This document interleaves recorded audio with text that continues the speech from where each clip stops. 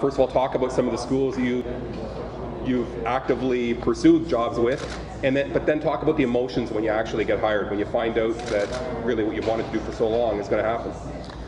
I basically failed so often that I had gotten to the point where, hey, don't build yourself up, because the fall is deep if you do. So I'd gotten beyond that. I think I am emotional. I know I'm an emotional person, but maybe not in that way. So it was, as soon as I got it, it was starting to think about planning, and there was definitely a low level of excitement throughout.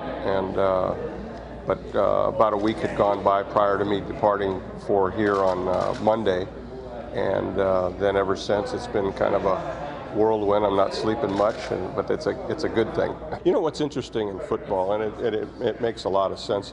There's something in a lot of areas of conflict or competition. There's propaganda, and you guys are all propaganda ministers, and so what happens a lot of times is people have these opinions about like, for example, our defense and the style of defense that I've been associated with for the better part of the time that I was in the CFL, the style of defense that the University of Ottawa employed last year, the style of defense that we will continue to employ. If you ask quarterbacks, opposing quarterbacks on the record, and say, is that defense confusing to you?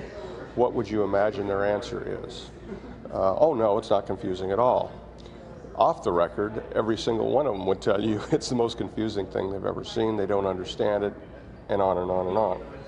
Maybe as importantly, if you asked every offensive lineman that you go against, they would tell you the same thing.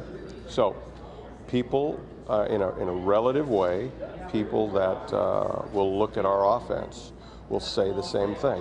Publicly, they will say, oh no, there's nothing to it, it's no big thing. And privately, it is a bear to deal with.